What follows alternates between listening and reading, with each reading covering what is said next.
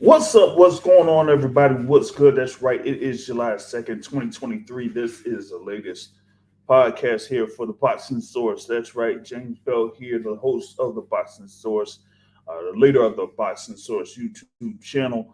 For those listening live, we thank everyone for listening live or supporting the Boxing Source here on YouTube. If you haven't done so already, you can hit the subscribe button for the boxing content here on the Boxing Source. We got like a number of videos on that came up from the past week on coverage in reference to the undercard for Errol Spence versus Terrence Crawford. And we also have interviews on the YouTube channel that came from, Elijah Pierce and Greg Sharpshooter Outlaw. So if you haven't checked those out already, those are on the YouTube channel.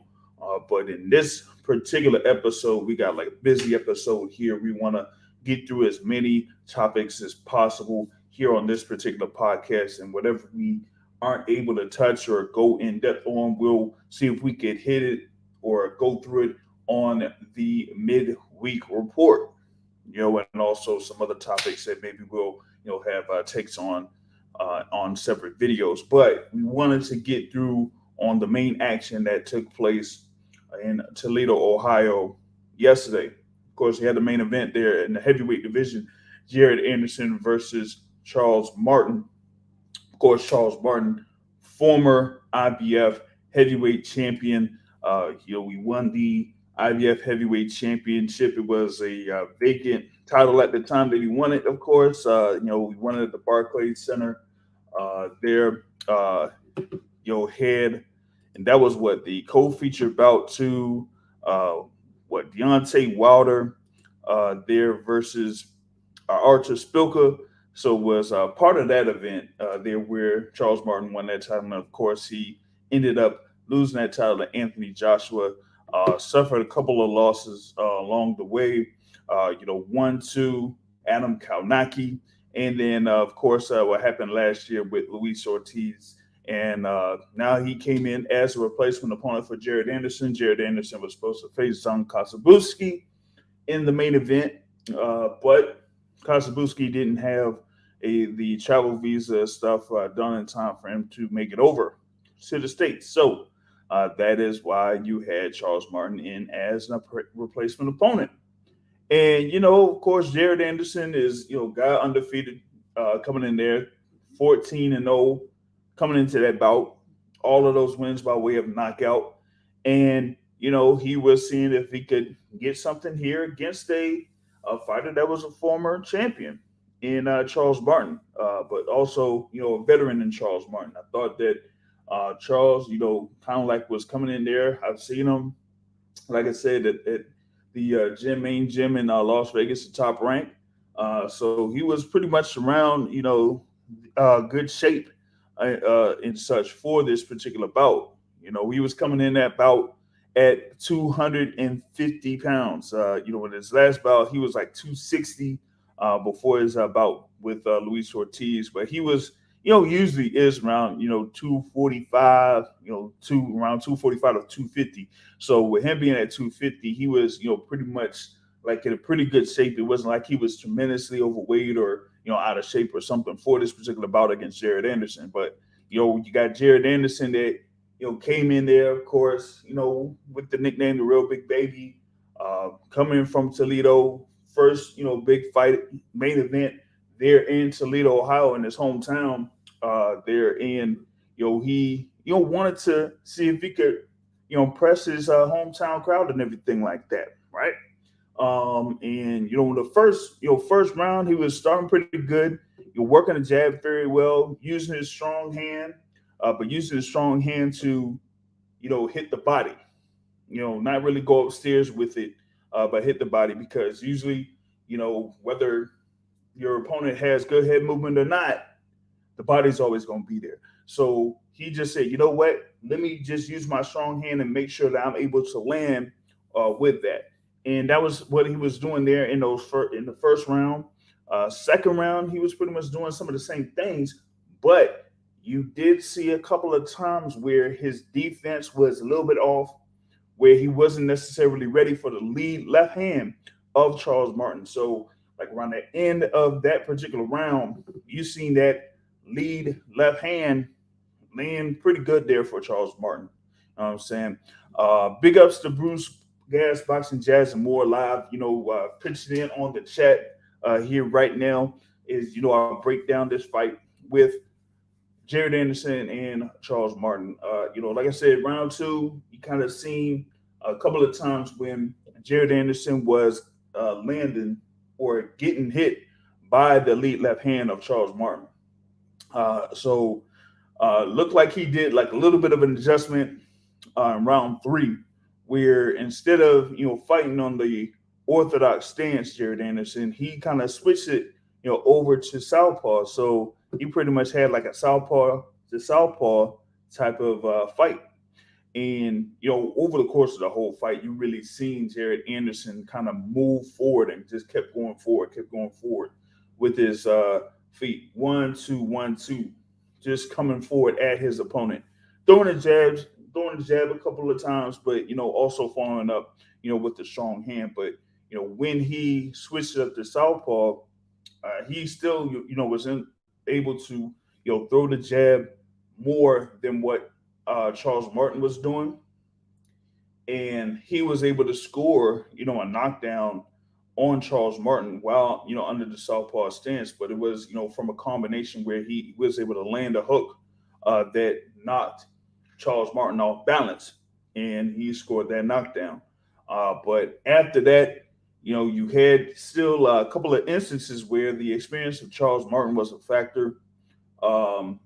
But it was more of like him throwing big shots, one, and then two, for the majority of the fight, Charles Martin was fighting off his back foot. But when he was pretty much stationary or, had good posture, when he was throwing his lead left hand, he was able to properly rock Jared Anderson, a little bit. So you did see Jared Anderson hurt a couple of times, there over the course of the fight. I think it was like round 6 or something like that, where Jared Anderson, pretty much like experienced some a little bit of adversity of sorts. You know what I'm saying? And I thought that was really key right there, because you wanted to see what Jared Anderson would do in a fight of that, in that caliber, where he's like, hey, if he ends up, getting caught with a good shot, how is he able to deal with getting caught, by a good shot? Like I said, I mean, you had, third round, Jared Anderson scored the knockdown. Fourth round, he was still, working, his offense, switching stances and doing great work to the body, and that was over 4 rounds. And then in the 5th round, you just seen, Martin get clipped, Martin clipping him a whole bunch of times in the 5th round, and so you had that. And then people were saying like, oh man, let's see what Jared Anderson here does in the 6th round. And in the 6th round, he regained his poise, got patient, and just worked the jab again. And that's where he was able to, score points, score more points. Wasn't really like doing much to really seriously rock Charles Martin, but was just staying consistent with the jab. Wasn't really, getting too reckless out there. But when he did, try to go in with the strong shot, sometimes he would reach. And when he reaches, that's when, he could get caught with a counter. And, that's something that he definitely has to improve on, when he goes through, his next couple of fights.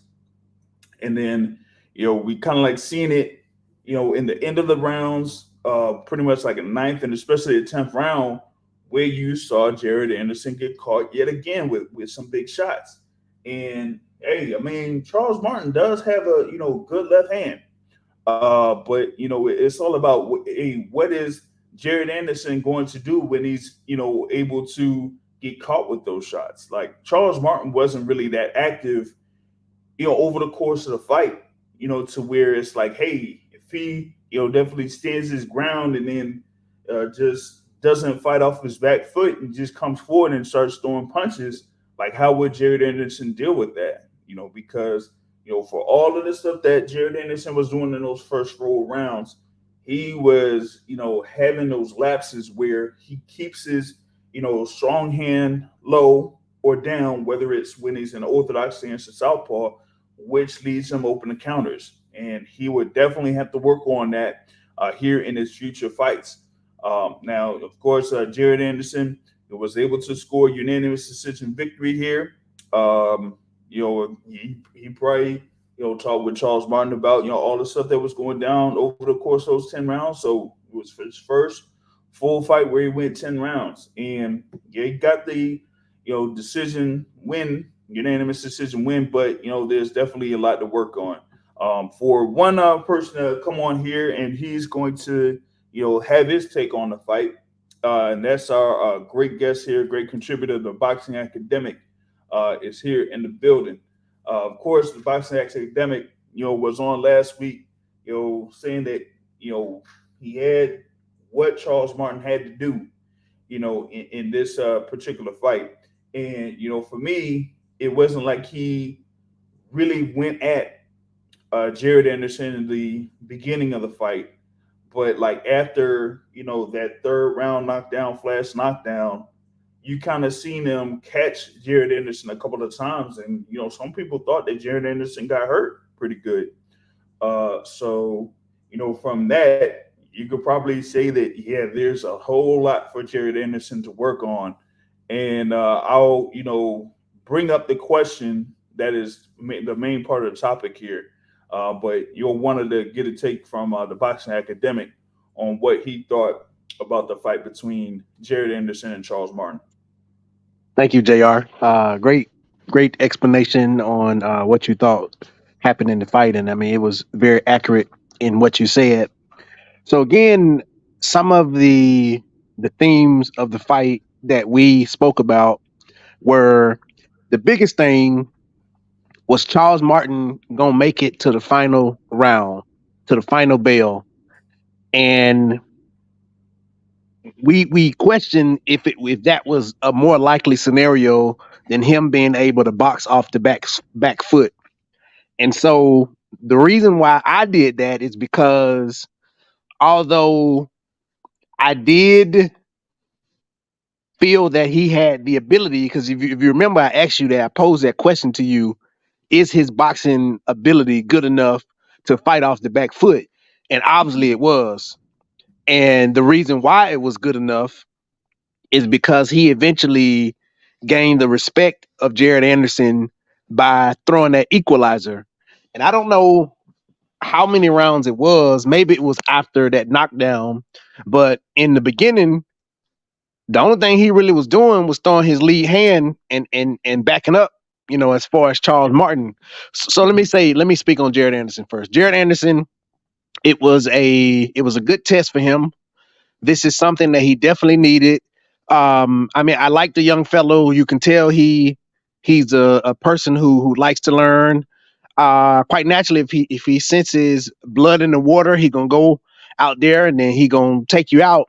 But he was just as happy to experience this and understand and know things about himself that he probably questioned himself, not questioned to the point that he, like Anthony Joshua, questioned himself, but I'm saying questioning in that he has never had to really truly show that.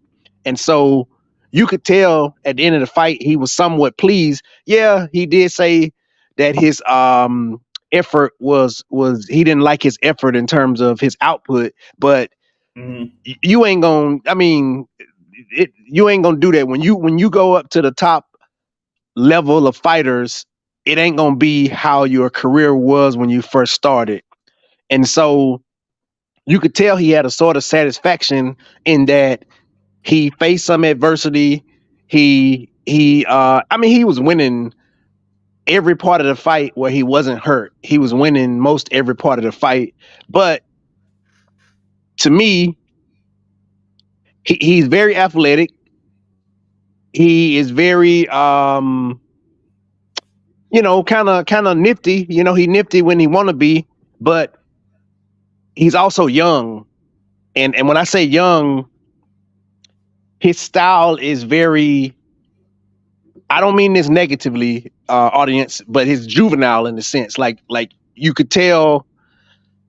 What's his name? Who got knocked out by Tank when he was fighting, and then he had some stuff that was working for him, and then he Rolly? didn't have no reason but to just crank it up for no reason, just because in his mind he's like he getting bored or something. Rolly? Ryan Garcia. Oh, Ryan. All right. So Ryan Garcia to me fights juvenile as well. There's a certain level of maturity, and he is a young fighter. So I'm not taking anything away from him. I'm just speaking on what I saw. You see the contrast of Charles Martin. Charles Martin wanted to control traffic, control the pace, and pick his shots.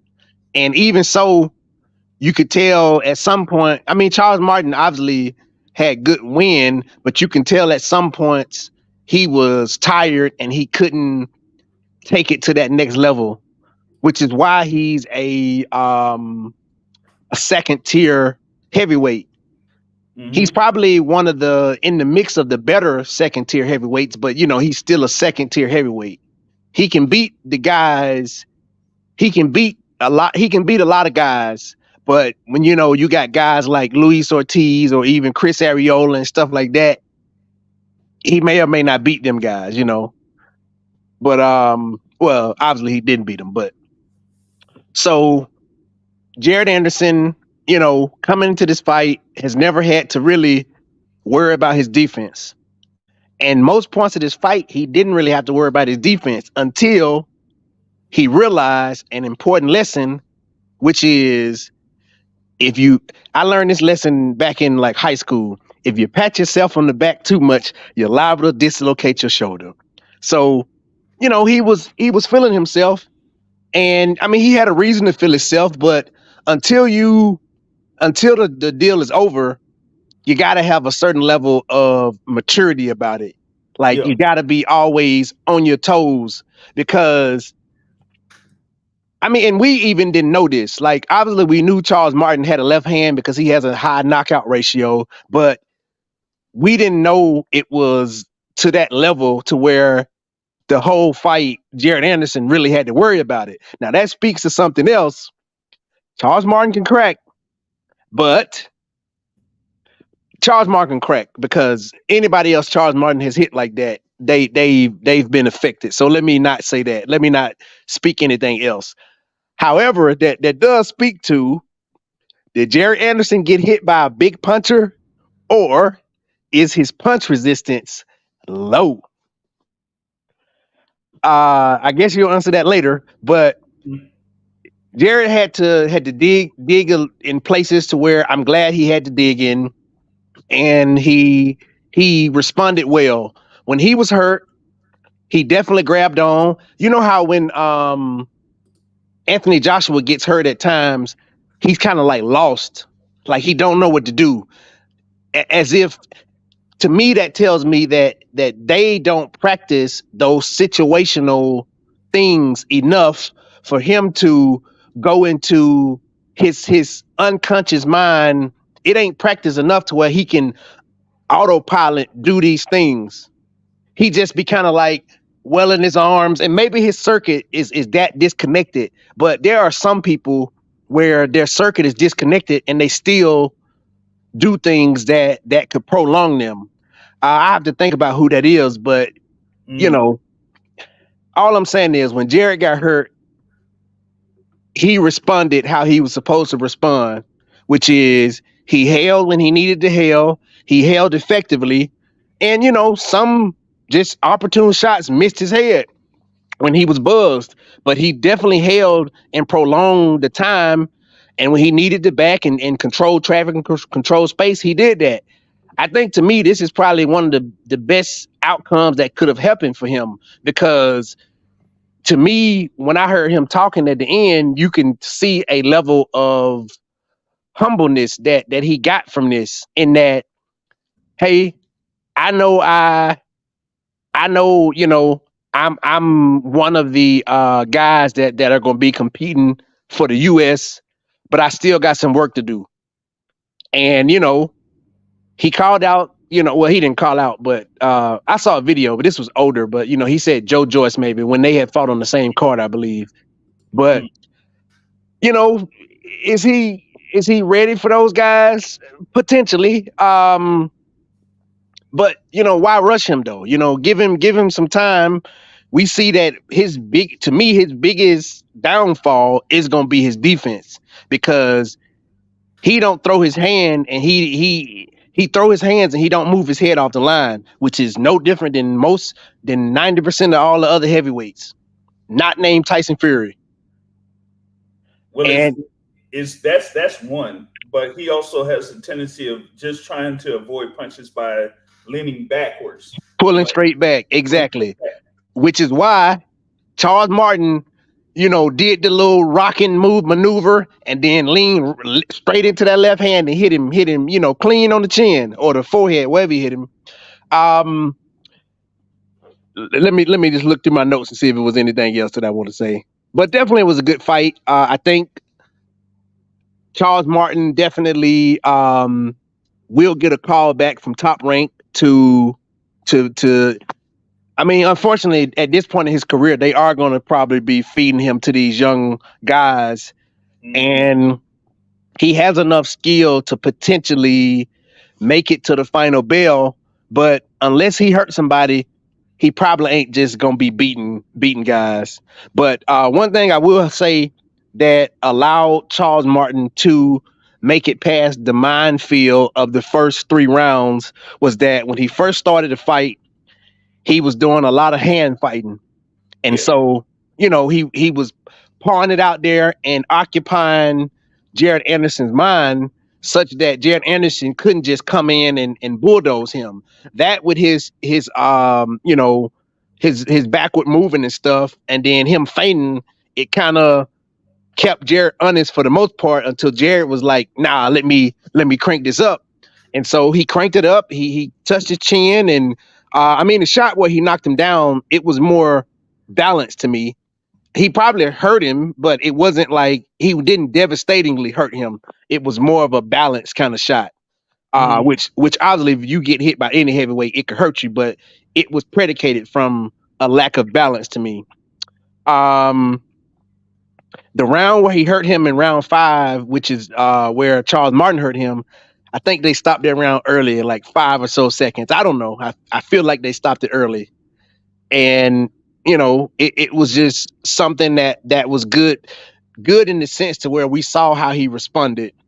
And Hmm. so, again, the knock on Charles Martin to me is that certain guys, these top heavyweights are elite at something. And so the reason why Charles Martin is a second tier heavyweight, even though he probably exceeded everyone's expectations, but he is not exceptional at any one thing. Because when he had Jared hurt in whatever round 5, he hurt him and Hmm. then he threw punches and then he blew his wide. He couldn't finish him off. Couldn't finish him. He didn't have enough stamina to get off just them last few shots. And he kind of just like just let it go because he saw. Now one thing that did though was that made Jared Anderson say, dang, okay, this dude is a live dude. I just can't go out here and blow my wide like how Anthony Joshua did because I got to make it to the end of the fight. So let me conserve. But now that also tells me his ability to get in. Well, that sort of changed when he started jabbing toward the end. That looked better. But what I'm saying is he don't have a lot of entrances. He don't have a lot of ways to enter into the door. He kind of, at least he didn't show a lot of ways against Charles Martin to me. Right. It was very repetitive, but it worked for the level of a Charles Martin. Charles Martin. Um, Let me see anything else.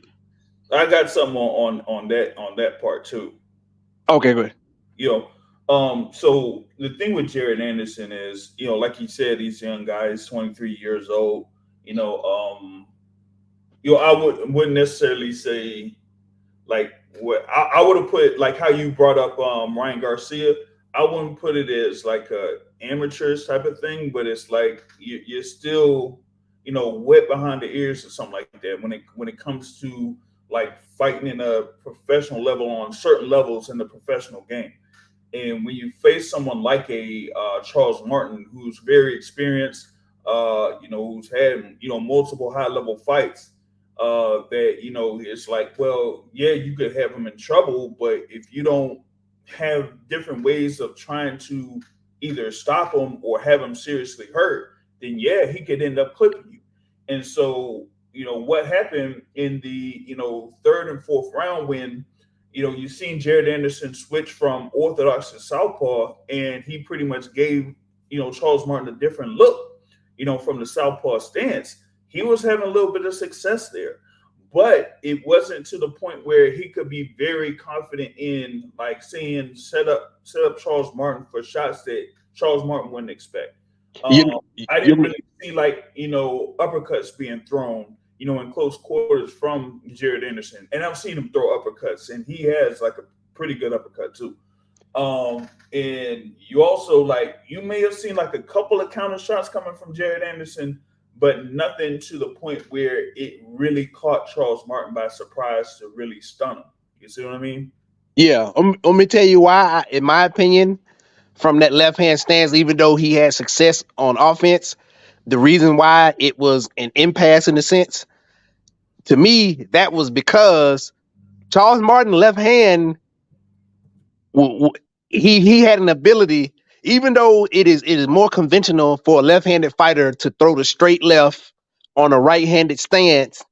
He was hitting Jared from that left-handed stance, Yeah, and he would jab because Jared, his defense is more compromised to me in that left-hand stance, and he would do the little double jab or one jab, and then he would get on the inside, and he would feel a lot more confidently on throwing that left hand. So that's the reason why, although Jared did show him a different look, it wasn't like super capitalized because his defense became more compromised. yeah, yeah. It did become more compromised a little bit. Like he wasn't really you know that comfortable fighting in the southpaw stance from a defensive perspective. Now, from an offensive perspective, it's like, okay, yeah, I could do this. I could try this out. Give him a different look, throw off his timing, and see how he reacts to it. But from a defensive perspective, it's like, well, if Charles Martin was able to deal with what I have throwing, and he comes back with some, what am I, what do I do, or how will I be able to deal with that?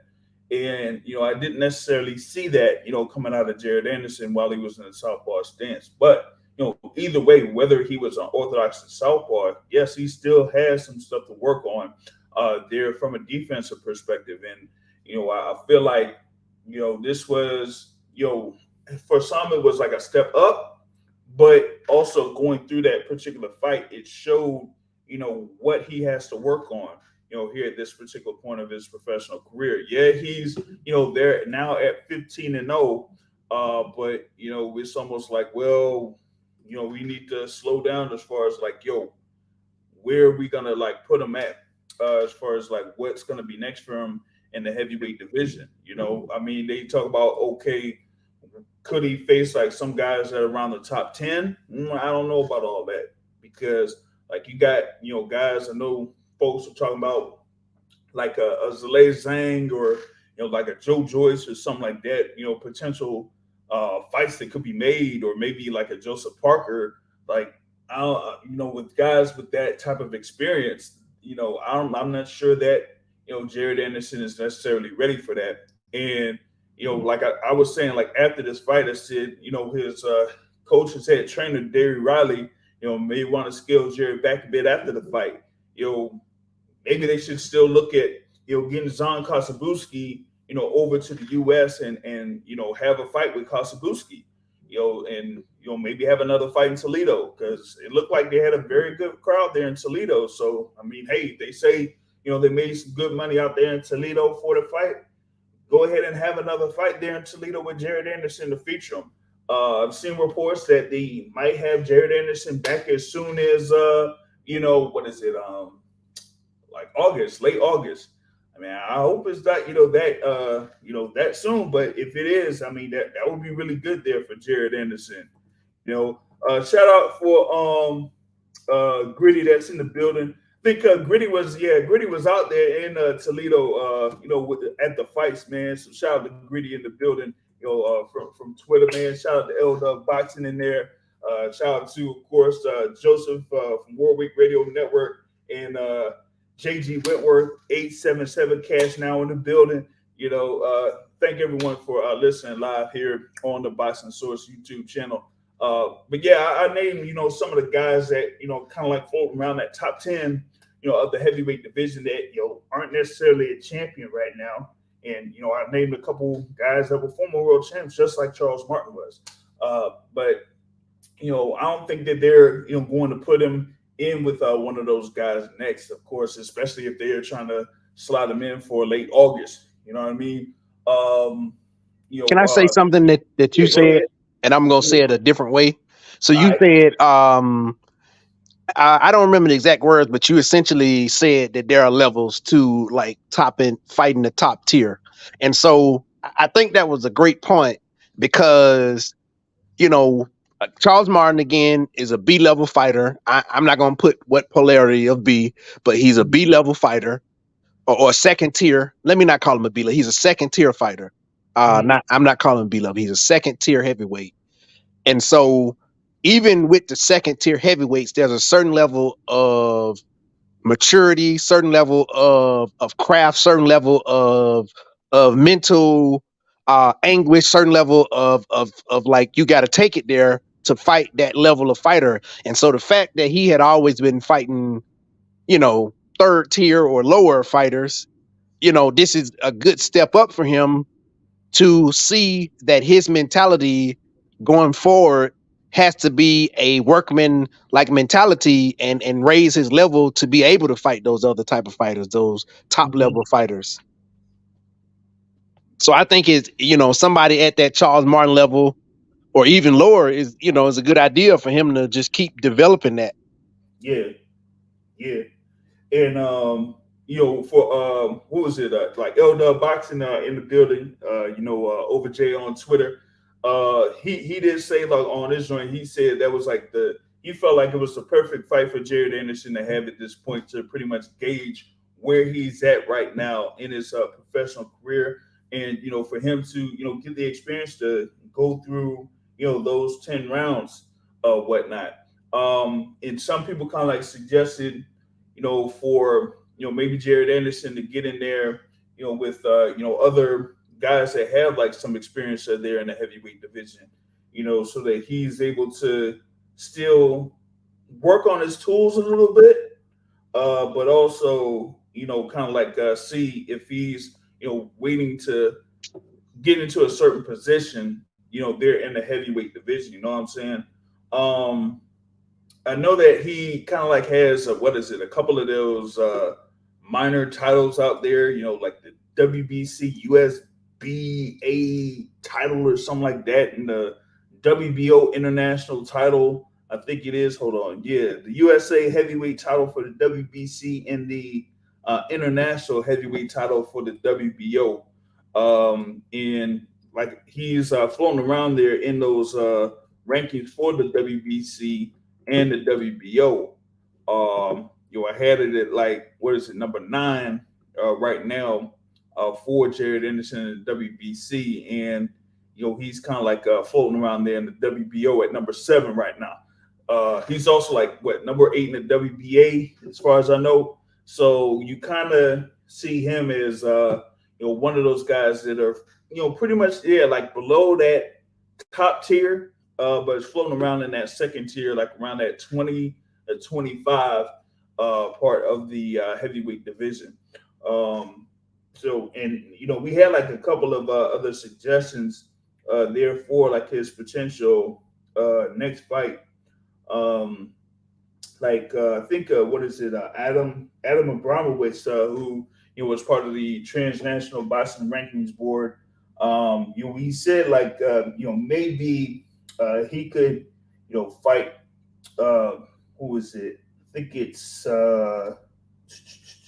Y'all, I'm just looking in here.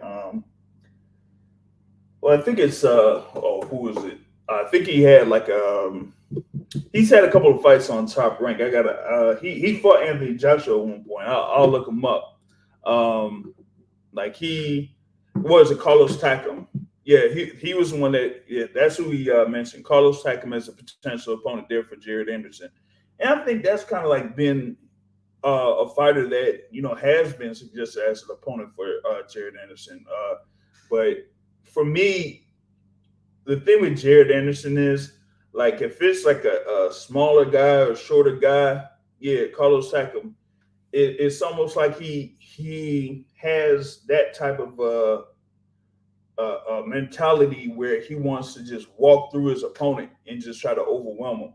Like he did that against George Arias in his previous fight in April. George Arias, was a short, stocky, kind of like moves around, bobbing his head a little bit or whatever it is, but he really doesn't have the power to really buzz Jared Anderson. So Jared just ended up walking right through uh, George Arias, back in April. So someone like a Carlos Takam, I'm not all too sure about that. That's why I feel like Zon Kosabuski was another guy that maybe that would be a good matchup there for Jared Anderson because the one, Kosabuski's there in the WBC rankings. Right, as of right now, is like above Jared Anderson in the WBC rankings, and two is like maybe we see how these guys do around that heavyweight division that's around that second tier. You know what I mean? So I really like to see how that will work, for them. I mean, but they're pretty much around like the same height though. Kazabuski's around there at 6'3" or whatnot, and you got Jared around like what 6'4", 6'5". So, that's still two guys around the same size. You shout out for Juice in the building. Checking in here on the live conversation here for the Boxing Source. Once again, I thank everyone that's listening live here on this conversation. Just breaking things down here with that Jared Anderson Charles Martin fight. Like I said, I mean, if they say like he's gonna get right back at it in August, um, hey, Carlos Takam maybe. I guess they say Carlos Takam or Zon Kosabuski or maybe a couple of other opponents that could be out there. You know what I'm saying? Manuel Char. Manuel Char, is he still fighting? Hold on, Joe. Hey, Joe, is Manuel Char still fighting? Man, I think he only had like what that one fight in like 5 years or something like that. Or wait, yeah, I gotta find out if that's the case, man. I really haven't heard about Manuel Char getting in the ring there. I think he had like that extended layoff. Okay, he fought a couple times last year. All right, so yeah, maybe that could be a another guy that has experience there, but he's there at like 38 years old. Yeah, Johnny, nah, I don't, nah, it won't be Johnny. That Johnny's my guy, but nah, like those guys, that that would be, you know, Joe, that would be like a almost like a just to be real, that's almost like a charity thing. Those guys have been in the ring sparring multiple times over and over and over. So Johnny, yeah, that like if Johnny's like saying, well, okay, then that's pretty much it. Because yeah, Johnny's been out for a good little bit, so it's like they're seeing what else could be out there for him. But yeah, if Johnny Rice was an opponent for Jared Anderson, they probably would have went through with it. But yeah, as far as I know, with those two guys, as many times as they've pretty much been in the ring sparring each other and whatnot, working with each other, yeah, I just don't see that happening. Shout out G Funky in the building here live with us. What's good with you, man? What's good?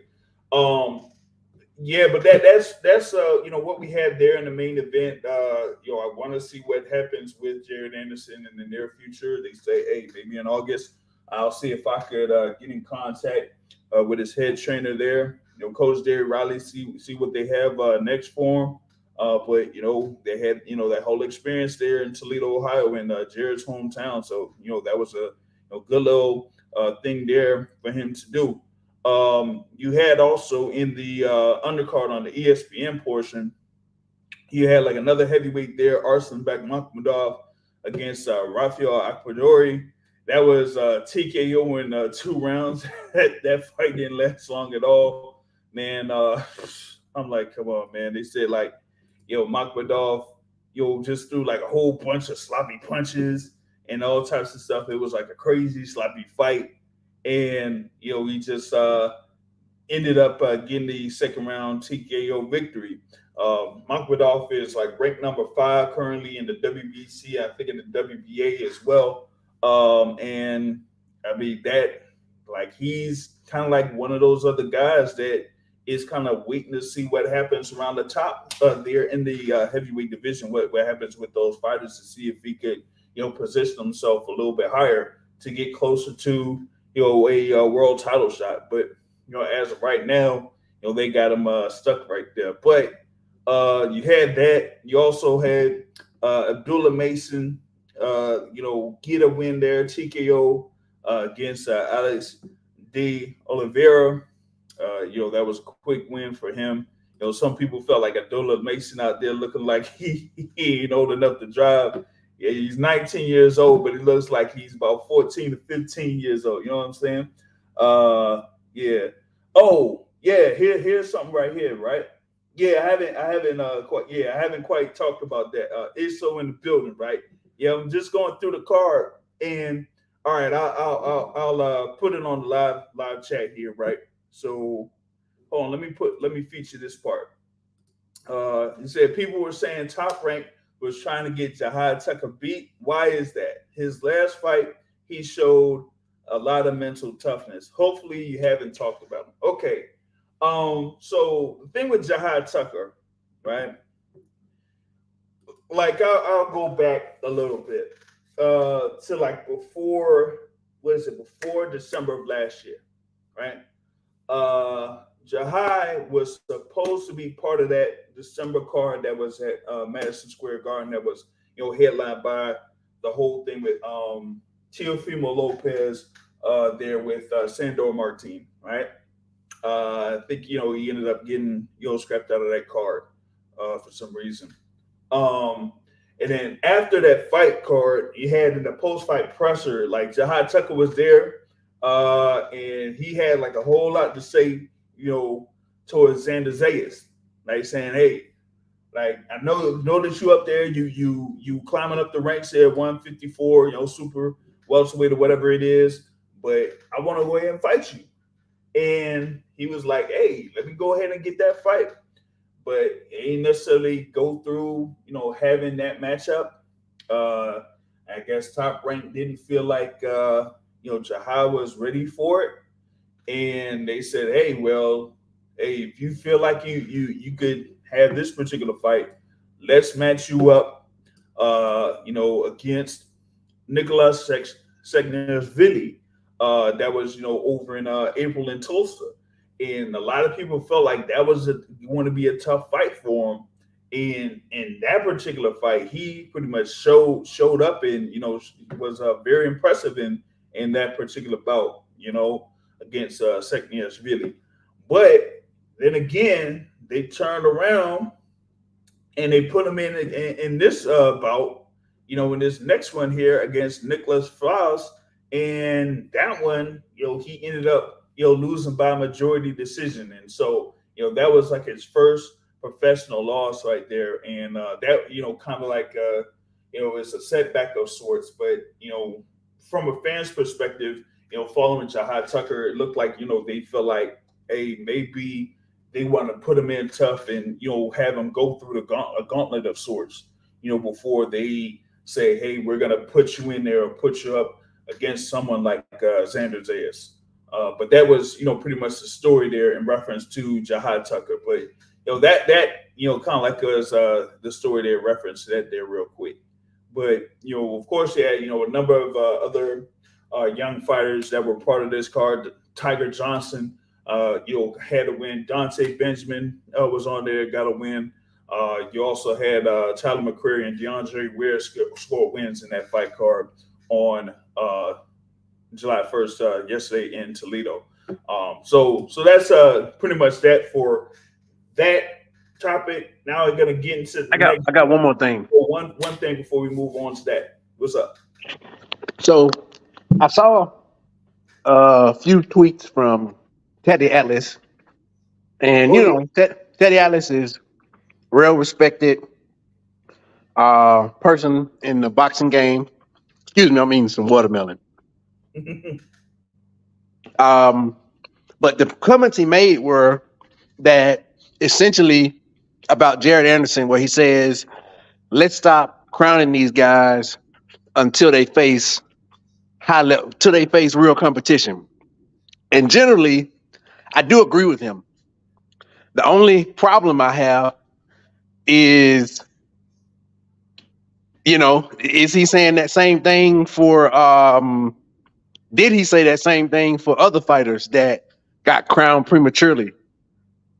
And I would question if he did. I don't remember, but when it's times when other fighters get crowned and Yeah. they get beat pretty easily, but well, they get beat nevertheless.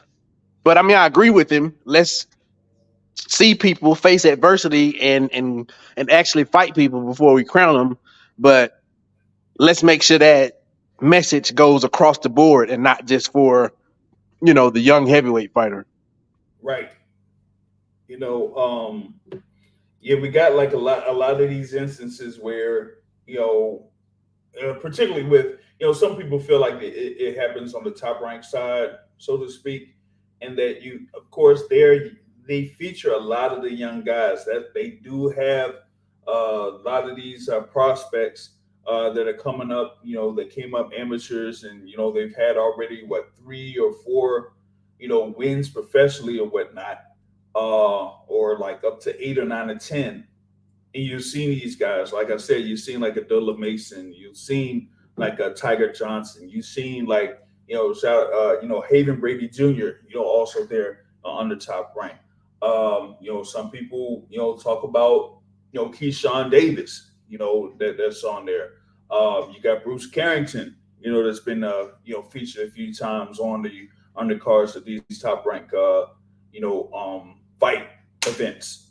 And it's like you have these guys featured on TV, when they haven't really, it hasn't looked like they've really developed yet. So it's like, okay, you put them on there, and then it's like, okay, when you do that, now if you have people that want to see them again, you want to see them in tougher competition. How are you going to be able to position that to where they face tougher competition, and when they do, what ends up happening? You know what I'm saying? So for a lot of the guys that they have there on these top ranked cards, yeah, they're able to fill these cards out. But the thing about it is like, well, do we want to see these fighters on TV? Now, in the past podcast, we've had guests on here. I think it was, Joe Warwick Radio Network that said, hey, a lot of these guys, they really don't need to be on TV. Like, have them on off TV cards. They don't need to be featured, on no ESPN or no Showtime or nothing like that. Just have them, off TV or something like that, to where they're able to fight guys, they're able to build up records, and be able to develop while not necessarily having, being in a big risk or taking a big risk in the fight. That once they do have like a step up fight of sorts, let it happen when they're almost like we had with Jared Anderson, right? He's like 14-0, 15-0. Like having when they're like 15-0 or 18-0 or 20-0. Not like when they're 7-0, or 10-0 or something like that.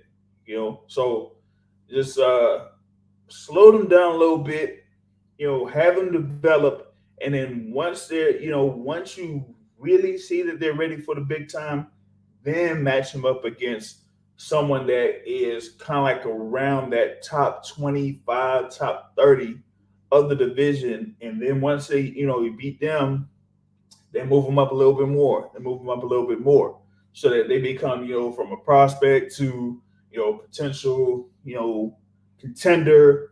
And then from a contender to like a serious contender and like a world title contender after that. So, we'll see, how these young fighters are developed, especially with the top rank, because like a lot of these guys we've seen multiple times on ESPN or ESPN Plus already. So it's like, okay, why do you have these guys on at ESPN, when they're just like, 3 or 4-0? That's kind of like something that, I guess some of these matchmakers will, end up having to fix. But, on the flip side, you have some of these other fight cards that are under other promotional banners where you see, matchups that, look like they make sense a little bit, and we're gonna, I'll see about talking about that here a little bit later in one of the previews. You know what I'm saying? Uh, Jewel Titan says, "Hey man, no more top ranked boxing on ESPN." Hey, I'll say this: they're on the clock. I'll just say that they're on the clock. They have their budget. That ESPN gets them. But they got to see what they're able to work with the roster that they currently have under that budget. And so, if the cards aren't getting the ratings that ESPN is looking for, yeah, Top Rank will have to see if they can find another home or something like that. And yeah, we know about ESPN having that news of a whole bunch of layoffs and people moving on, such as Andre Ward and whatnot. So hey, now we'll see how Top Rank Boxing does on these ESPN cards. You know what I'm saying? All right, now we on to the next topic here. Pretty much coming close to hour in the live here. Once again, thanks to everybody listening live, and if you're listening to recording, if you enjoy the content, hit the like button. Really appreciate it here on the Boxing Source. All right, but now Canelo Alvarez. A few weeks ago, I kind of like talking about it. A few weeks ago, Canelo Alvarez says that, hey, I'm signing with PBC, Premier Boxing Champions. So whole speculation and all that stuff was like, okay, Canelo on PBC, who is he gonna fight? Who's he gonna fight? Is it gonna be David Benavidez? It's gonna be maybe David Morrell? I don't know. Demetrius Andrade? Who knows? But then the talk was growing that it was going to be Jermell Charlo, right? And for those that kind of like follow this particular channel, of course we have one of our frequent guests that's on here, Joseph Aaron of War Radio Network, and I co-host Real Boxing with Coach Ronnie Shields. That's on Tuesdays on the War Week Radio Network YouTube channel. And on Tuesdays, there we talk with Coach Ronnie Shields, and Coach Ronnie, in the past couple of weeks, he kind of didn't want to fully go into if Jermell Charlo was going to be returning to the ring to face Canelo Alvarez. But around that time, 2 weeks ago, that looked like that was going to be the case. But then, recently, and this is like before I even knew about what was going down, there was some rumblings that it wasn't going to be Jermell Charlo. Okay. And so what ended up happening was, as of like a few days ago, that's when I got the news, that, it wasn't Jermell Charlo. And then Canelo Alvarez put out there that he was facing Jermell Charlo. Now, if you caught the conversation on the War Week Radio Network channel on YouTube, I was on there with Joseph Aaron, and we talked about it. It was more about what was happening with Jermell Charlo, that they just couldn't get him completely cleared for him to have that fight in September, because all of this stuff was ready to go. It's going to be September. That Mexican Independence Weekend. They were looking at having it in Houston, Minute Maid Park in Houston. They were really had everything lined up for that fight to happen. But once that kind of like was out of the way, Canelo, he said like the reports that they said, you know what, we'll hold off on this particular fight with you, Jamal, and let's have Jermell in the conversation. And so Jermell became part of the conversation. But once Jermell was part of that conversation, other things had to align for that fight to happen. And one of those things was that particular date in that particular venue was out the window. And so that's why Vegas was back in the running at the end of September, September 30th, for Canelo Alvarez versus Jermell Charlo. So, yes, it is the undisputed champion at super middleweight that's going to face the undisputed champion that was there at super welterweight. Okay. Now, of course, you have a lot of people or a number of people that are saying, well, Jermell Charlo is at super welterweight. Well, the thing about it is, wasn't first of all, Canelo Alvarez was at one point at super welterweight. That's number one. Number two, Jermell Charlo is a quote unquote big super welterweight. And for those that have followed the sport, y'all know that naturally, Jermell Charlo is bigger than Canelo Alvarez. Bigger. Not just taller, but bigger. So that's two things. Three, a number of people have come up and said, "Hey, you know what? They ain't all too sold on Canelo right now. That they feel like his overall repertoire, his overall skill set has been on the decline, in that he is not the guy that we've seen from at least a few years ago. And for someone like a Jermell Charlo, who I have placed among the top five in the pound for pound discussion, right? For being the undisputed champion, for beating every one of his opponents by stoppage to win every one of his belts, and like he pretty much has close to the complete package as of right now in where he was at in the super welterweight division. So, I think it's going to be a very good fight. It is going to be underrated, a very underrated fight. Canelo Alvarez is not going to walk through Jermell Charlo.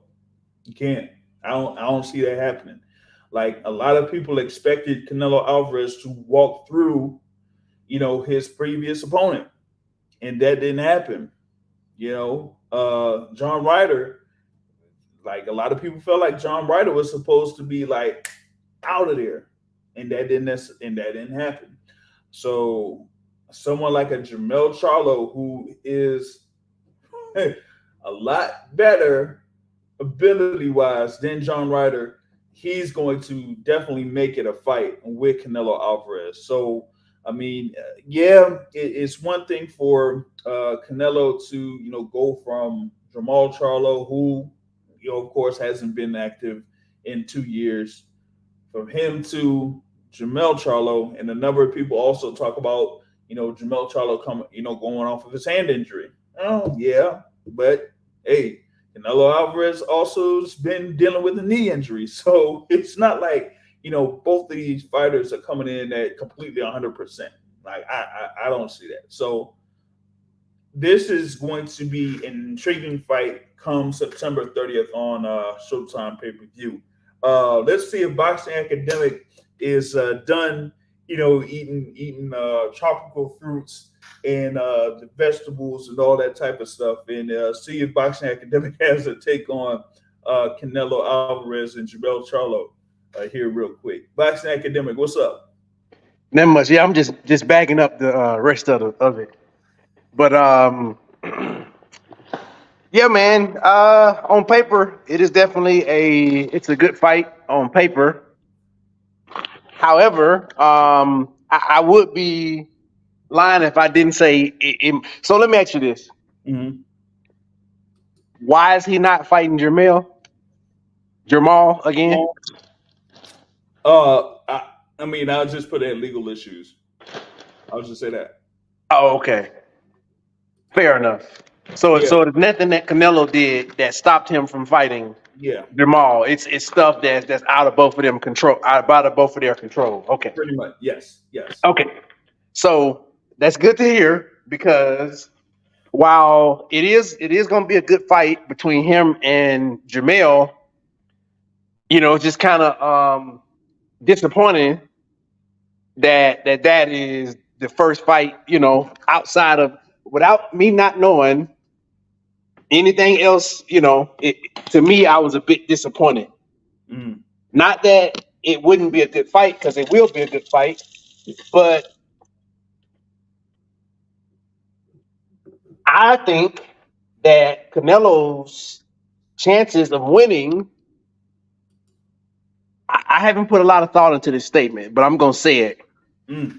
I think that his chances of winning are probably higher with Jermell than Jermall. Mm. And it's gonna be a tough fight because if Jermell fights how he fought Castano, then yeah, he gonna be a tough out for Canelo. As long as he throwing jabs and walking Canelo into shots, it's gonna be a great fight for him. And Canelo's gonna be throwing those big shots. But what I am saying, I'm fairly confident that his brother probably stronger than him. And so, assuming that his brother can hit people with bigger shots, Canelo would probably be a little bit more respectful of Jermall's power. And so, I don't know what the second fight. So his three fights are Jermall, and then Errol, right? That's the report. That's the projected 3-fight plan. And so again, that is like, it's a good fights on paper. It is great fights on paper. However, Canelo is good for fighting fights where he has some noticeable advantage, and or if he's not favored altogether. Right. And so the disappointing part is that we don't get to see Canelo Benavidez. We don't get to see Canelo Morel. We don't get to see Canelo, who else? Like Andrade or something like that. The thing is, everybody high on Andrade, but I think Canelo gonna beat Andrade. That's Right. my opinion. Mm-hmm. Because I don't think Andrade hit hard enough to keep Canelo off him. Yeah. Canelo gonna maul him. That's my opinion. Andrade is a great fighter, but Andrade to me has never stepped up competition enough to see if a guy like Canelo or a guy like it's hard to put people in the same vein as Canelo, but I'm just not sure if he will pass the test because he has never had to really do that against a fighter of that caliber. Nevertheless, though, what I'm saying is Canelo always takes fights where he's favored or expected to win. And if this is his farewell tour, I get it. He gets to choose how he wants to go out on his own accord. But these are probably better fights on paper. But as far as a true fan of the sport and knowing the direction of his weight trajectory, it would have meant more to us as far as his legacy if he would have beat the guys in this division where he claiming to be king at. Mm. Right. Like, I mean, you got him he's the undisputed champion there at super middleweight. But everybody else at 175 though, right? Well, who? All the big boys. What the big boys? They at 175, right? Well, you had Bivol who beat Canelo at 175. You got Better BF. there at 175, but you still have like a Demetrius Andrade. You still have the like a David Benavidez, a David Morrell Jr. They're still, they're at 168. And none of the guys that I mentioned is there as a potential opponent for Canelo Alvarez here in the near future. So it's like, okay, if you're gonna pretty much pose as the undisputed champion at super middleweight, why aren't you facing the guys that are the top rated fighters there, at super middleweight? Um, Because yeah, he's going to be a weight bully. Even though you're right, what's his name? Size, his normal size is bigger than Canelo. yeah, So that makes this fight intriguing. I don't know. I just Canelo has this aura where he displays or projects himself as going after legacy, but his legacy does not have an asterisk. I don't even care about his Mexican beef or none of that. Canelo is a Hall of Famer. He deserves everything that he will get. hmm However, when he when he says that he fights for his legacy and he does it for the pride and legacy and stuff like that, I need something else other than the asterisk because the asterisk ain't what he needs. He needs a take it with a grain of salt. It need to be a grain of salt sprinkled on that because he does this stuff for the legacy, but it's always something. It's always something about that it, is not that you got to be knowledgeable in the sport to understand that it ain't what it actually is. right? Like, yeah, you facing these are great fights on paper. Jermell, Errol Spence, great fights on paper. But that at this point, that does little for your legacy, Right. as opposed to you leaving a division because weight or whatever reason, and you saying that you the guy at this point, and you want to be known in the history books in this division, but you go and get people who smaller than you because that gives you a better chance of bullying them versus fighting somebody who the same size or maybe even bigger than you. Well, they definitely bigger than you, them 175 and probably some of them 6'8" guys, and seeing what you actually can do. Like that, is he really fighting for his legacy? At this point, I mean, he really don't have to. I mean, he already has a decorated career. He could retire and be straight, but it's always a grain of salt on it, It's which is always something disappointing. where it's like, you're like, yeah. I mean, like right now, he's at what 63 professional fights. He's about to have 64, right? But I'll bring up this, in reference to Canelo Alvarez. I'll bring up this question to you.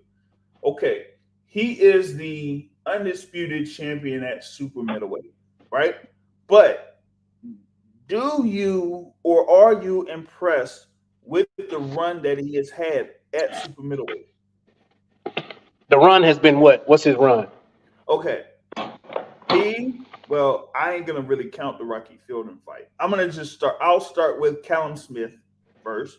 So Callum Smith, Abney Yoderum, Billy Joe Saunders, Caleb Plant, and then Gennady Golovkin and John Ryder at super middleweight.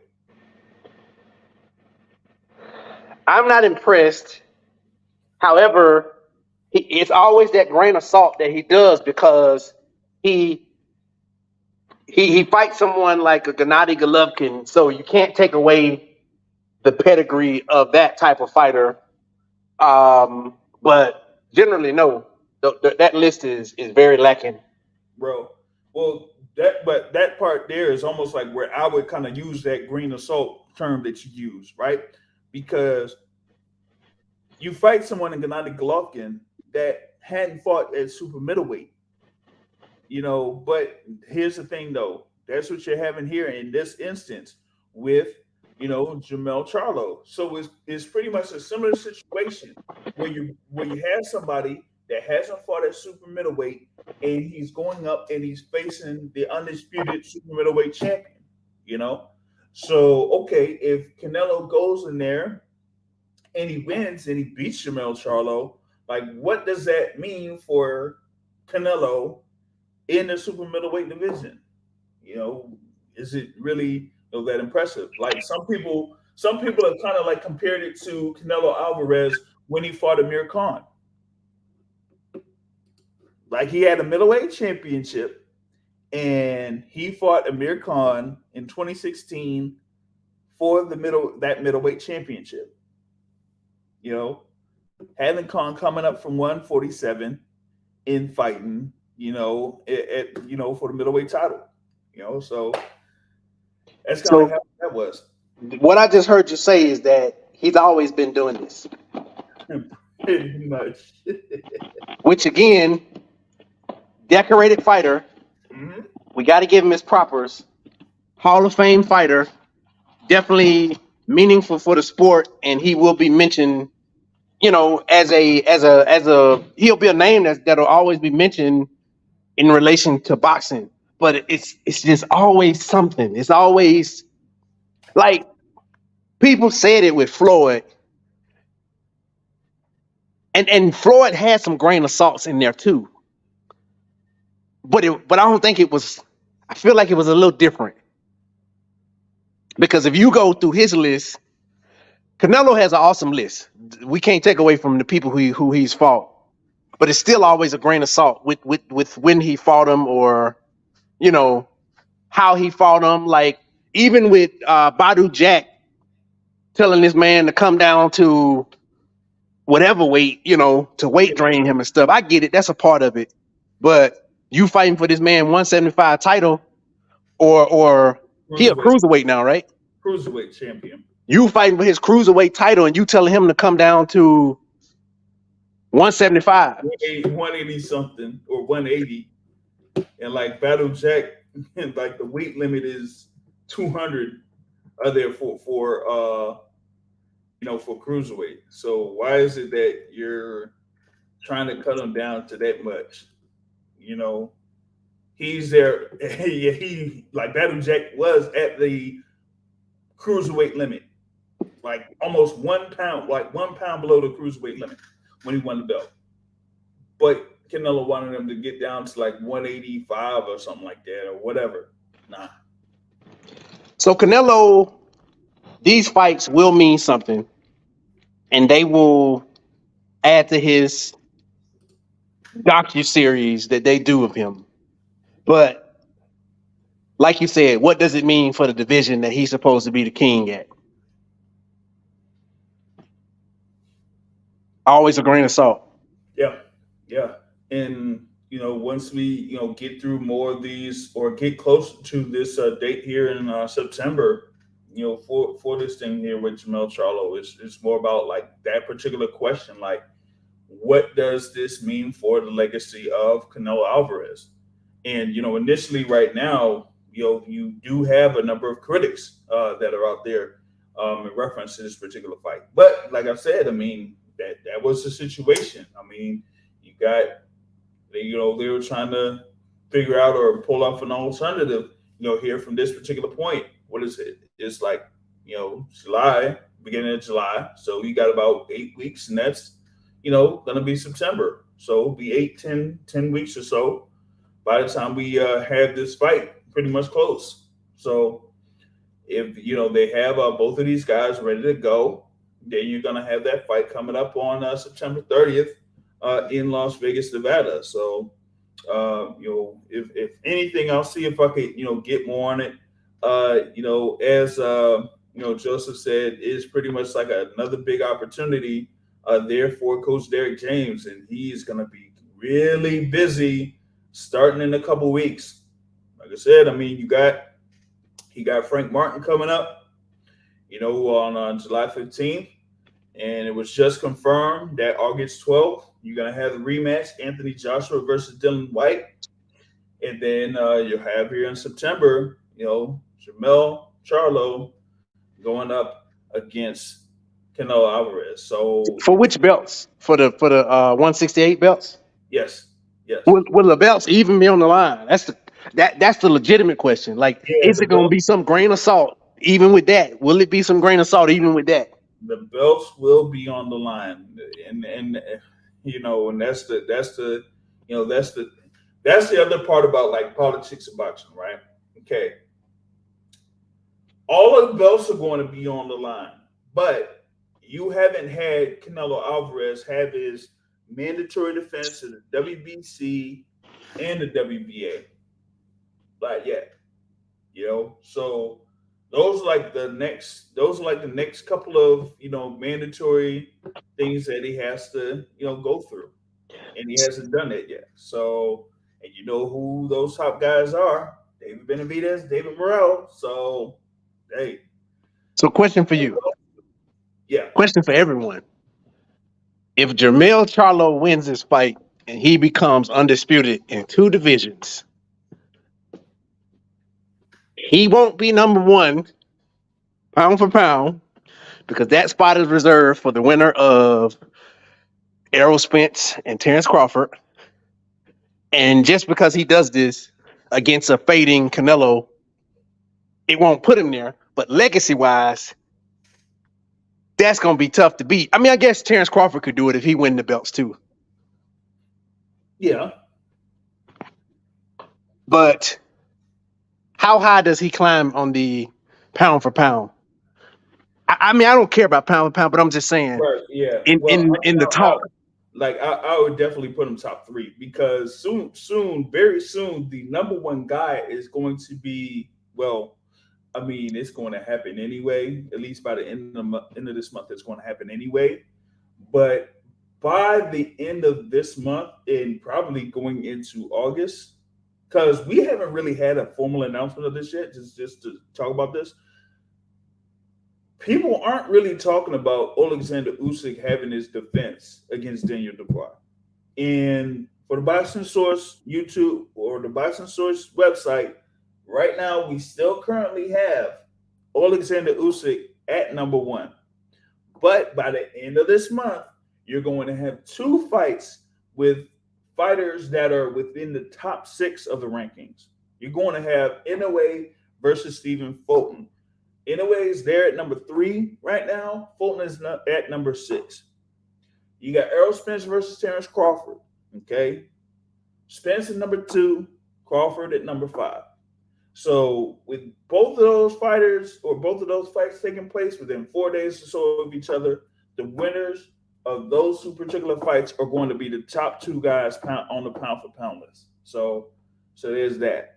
But in reference to Jermell Charlo, if he gets through this bout and defeats Canelo Alvarez, yes, some people are going to have a serious case for him to be among that top pound for pound fighters.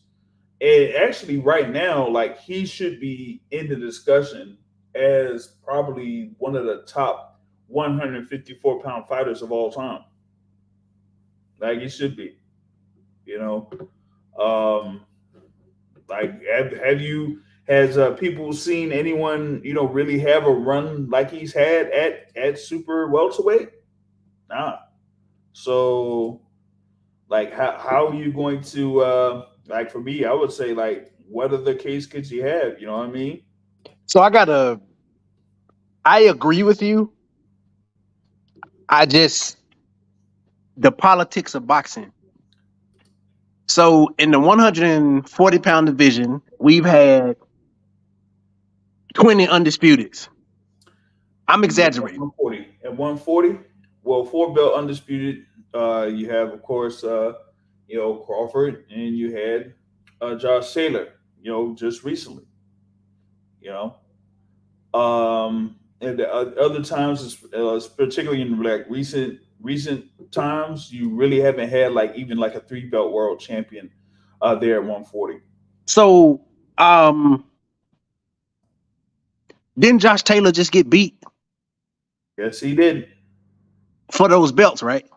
Yep. So somebody else is now undisputed in that division. Who beat him? Not as far as like the belts, because the belts were vacated. All of those belts, but Oh, he vacated. Okay, gotcha. So yeah. I forgot who beat him. Lopez, Teofimo Lopez is there at WBO 140 champ, but he's not like undisputed. he does have like what Ring Magazine or whatever it is. So says that. Oh, okay, but he has the lineal Yeah, right, championship. correct. Gotcha. All I'm saying is, does it appear maybe people are fighting each other, but in Mm-hmm. some divisions it appears a lot easier to become undisputed. That's not easy, but Mm-hmm. this is not going to be a popular opinion. But you know how in women's boxing you have a lot of people becoming undisputed and they're 4-time, 3-time, 2-time undisputed champion. But one component of that is that the depth of fighters there, it's not there. So it's a little easier to do it Mm-hmm. in women's boxing. And then you have super highly decorated people, which they deserve everything that they get. But again, it's a sprinkle of salt on it because it's not the same depth as certain divisions in men's boxing. Probably Mm-hmm. gonna be an unpopular opinion with some people, but that's just objectively looking at it. Yeah. And then when you go to certain divisions in men's boxing, it's the same. It's different in that it's just a little bit harder, but the ability for someone to do that, it just seems a lot easier. So with Jermell, if he does become undisputed in 2 championships, Yeah. Too. Yeah. I mean in two divisions, Mm-hmm. he will deserve it. However, is it not a result of politics though? The politics of Canelo.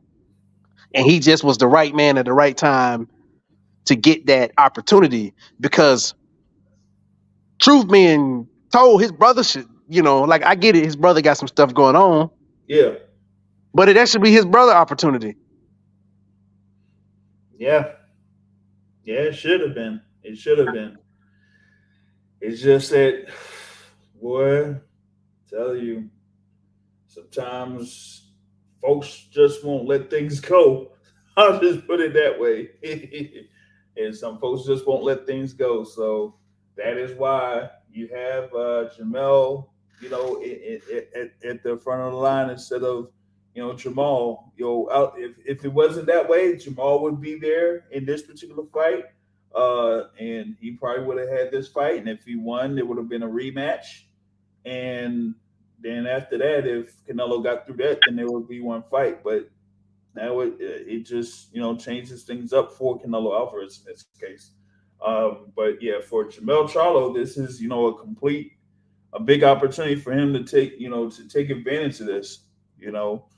Some people still consider Canelo Alvarez as one of those top guys in the pound for pound rankings.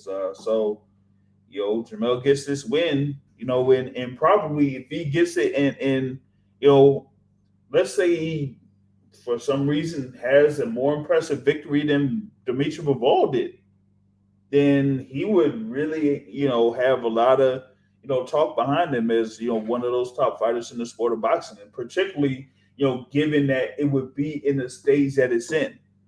It's going to be Showtime pay per view, Showtime Sports pay per view, a much larger market there than you have on the zone. So you're not facing a guy that is, there at light heavyweight that's, Russian that's living in California. Nope, you're not. You're facing someone that's an American fighter, a Black American fighter that says that's been one of the more impressive fighters in the sport of boxing right now. So it would be definitely an achievement for Jermell Charlo if he's able to pull this off on September 30th. So that's what they got. And one thing I do have to say is that the alternative, if Canelo was probably doing the same thing that he was doing before he signed with PBC, we wouldn't have probably these level of fights. So one thing we do have to be thankful that we are getting this because it could be worse. Right. As explained last week.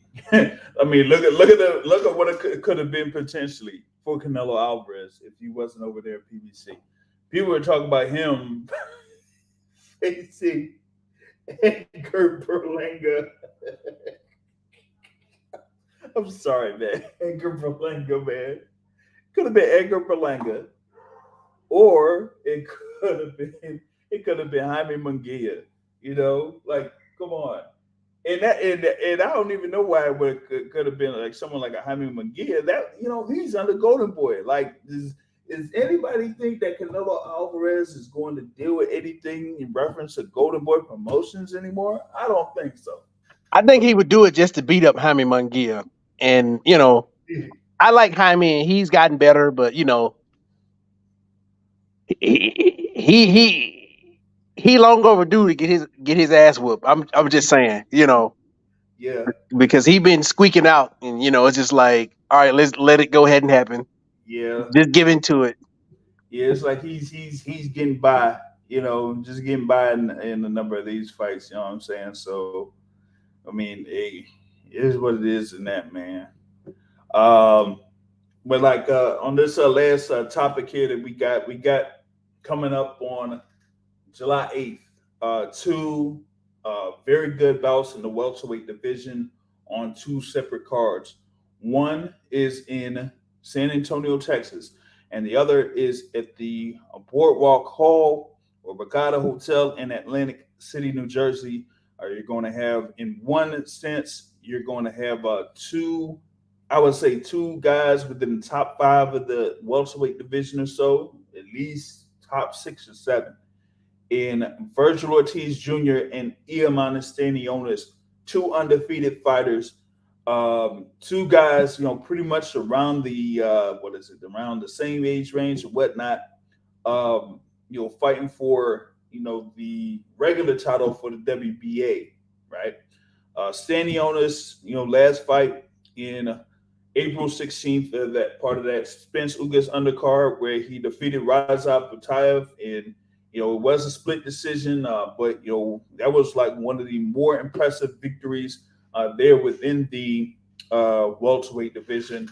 Vergil Ortiz coming off of his win over Michael McKinson last August, and of course, people know about his struggles with his condition that have him ballooning up in weight at times. So I've seen some people around the social media airwaves that feel like, hey, y'all better watch out for Stanionis, man. Stanionis could get, Vergil Ortiz here in this particular matchup. And, I feel like it is a very, very good fight. Once again, I like that fight between Stanionis and Razab Butayev, and I feel like this is the same thing here. It's just that Vergil Ortiz has a little bit more in his repertoire in comparison to Batayev does. But Stanionis is a very solid fighter, very skilled. Does a lot of things good in the ring there, especially when it comes to his offensive repertoire. I think that is going to be one of the better bouts of the year, so to speak. There, I don't think that people should underestimate the caliber of this particular fight that we're going to have there at San Antonio, man. And yeah, I know this pretty much, I would say, I wouldn't necessarily say like a hometown fight because, Vergil Ortiz is more closer to Dallas than San Antonio. He's, he was born in Dallas, but you're going to have a lot of support there for Vergil Ortiz Jr. in this fight. But Stanionis isn't, really all too worried about that. He's going to go in there, as a road guy, go in there and handle business, man.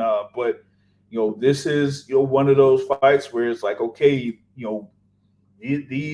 these fighters are the next fighters up. Once we have what happens on July 29th, once that clears up between Errol Spence and Terrence Crawford, then these are the next guys up to contend for the top part of the welterweight division.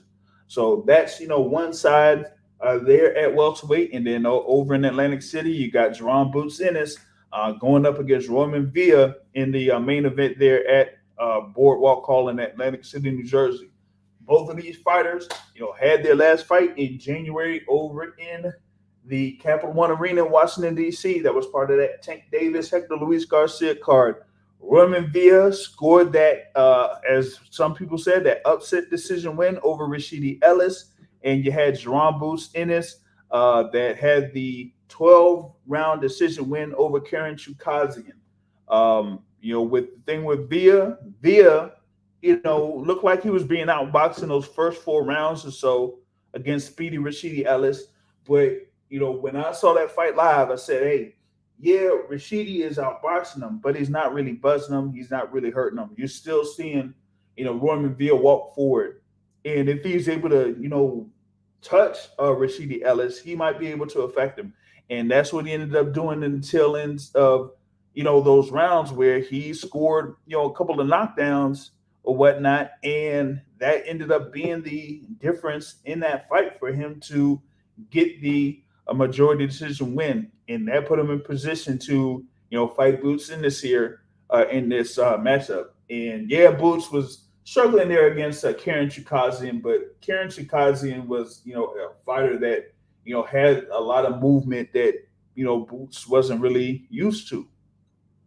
Villa is more of a guy that is going to be right in front of him, and that is not going to, I feel like that's not going to be good there for Villa, because it's one thing for him to take the punches of Rashidi Ellis, but Boots has the combination of speed and power, and he'll be able to move in and out, before Roman Villa is able to do much of anything. So this is, like I said, this is something that's more, like where Boots is going to be more comfortable in this fight against Roman Villa, against in comparison to a guy like a Karen Chukazian who isn't really up to engaging that much. You know what I'm saying? So yeah, those are the two main fights coming up on July 8th. Should be out there for the Boots in this Roman Villa fight card. So I'll be able to watch or see that main event there. Should be, like I said, it should be a good little event out there in Atlantic City. But also I'll be keeping an eye on what happens with Vergil Ortiz and Eimantas, because yeah, that's definitely going to be a really good fight there, man. Definitely a good fight. Boxing Academic, anything on those two fights, or what you're looking for any one of those fighters? I think that the Ortiz-Stanionis fight is the level of fight we should be getting regularly. Quite naturally, you got to be able to pay these guys. Well, not these guys. You got to be able to pay guys in general. But But yeah, we shouldn't be salivating that we getting this fight by two contenders who are on the cusp of being like challengers and stuff, whatever they call. right. We shouldn't be like thinking that, oh man, we finally getting this fight. We should be getting this fight. Now this year has been a great year for boxing, but it shouldn't be to the level of where we just craving for this fight because we don't get this level of fight. I think it's going to be a good fight. Neither of these two people have really had to face a lot of adversity. I know Stanionis got buzz or something in one of the fights I've seen, but it hadn't been any adversity to where, like we saw what they made of, and they got their metal tested or anything. Yeah. So we expect that both guys should test each other metal. Both guys should implement their will or try to implement their will. And we gonna see somebody fold, and or both guys are gonna rise to the level, and this should be a great fight. I can't say who I think will win. I got to go back and watch Stanionis fights. I generally know how Ortiz kind of fight. I think Stanionis get hit at times. He get hit clean at times. But I don't have an opinion on that right now. Quite naturally Jaron Boots Ennis. You know, Rashidi Ellis for some reason put me in the mind. Maybe not exactly, but that last fight kind of right now when you was talking about him, I thought of Devin Alexander.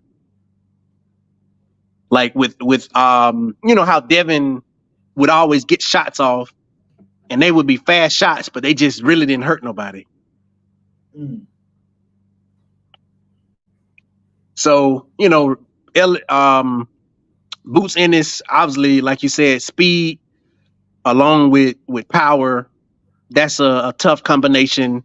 And then when you got him dodging shots and then springing like a cobra and hitting you with shots that you don't see, that's already fast and hard, and then combine that with you not seeing the shots, yeah, that doesn't make for a good day, especially if you like much slower than him or noticeably slower.